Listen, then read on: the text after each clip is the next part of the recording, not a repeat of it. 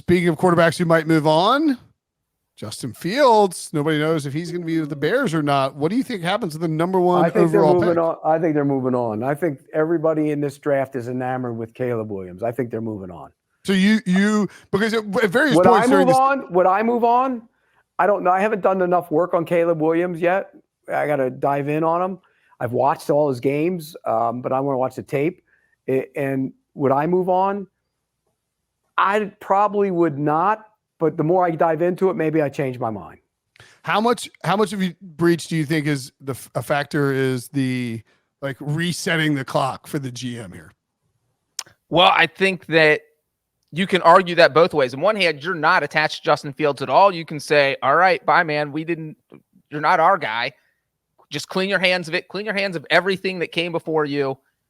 Or I think they only have two options here. Either you keep Justin Fields, and if you do that, you trade the pick, or you draft a quarterback and you trade Justin Fields. There's got to be a trade here. That's how I see it. Yeah, but what do you get for Justin Fields? What other options do you think there would be?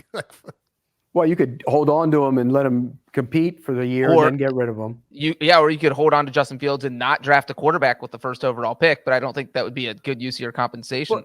Right. Yeah. I mean, that would be Here's the thing that we don't everybody's automatically put Caleb Williams in as the next Patrick Mahomes, and you got to slow down a little bit. There were games this year where he looked ordinary. I mean, he just didn't play as great. Drake May has never beaten a good defense. I'll tell you that much. And Drake May had some games where he didn't play well this year.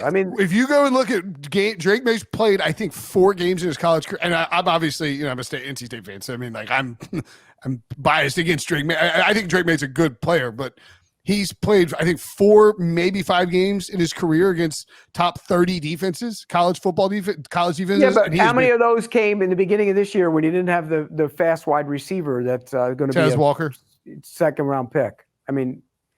That's what you got to look at, stuff like that too.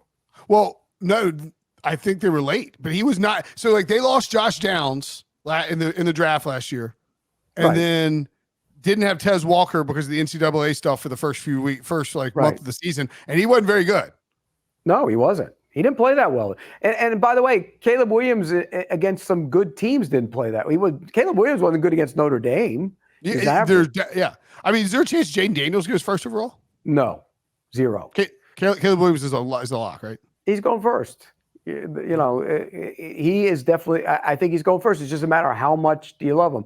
And does it bother you that your quarterback cried on his mom after a game? I mean, you're going to hear that. I'm telling you, in this, how those general managers and scouts are. They're going to put him in their room and they're going to ask him, "Why were you crying like that after the game with your mom?" I mean, that's going to be. They're going to. Myles Garrett got ripped for liking poetry and dinosaurs. Yeah, I didn't. I'll be honest with you. I wasn't really thrilled with a guy who likes poetry and dinosaurs rushing the passer on my team either. But he's pushed that to the side. Yeah, he's been fine.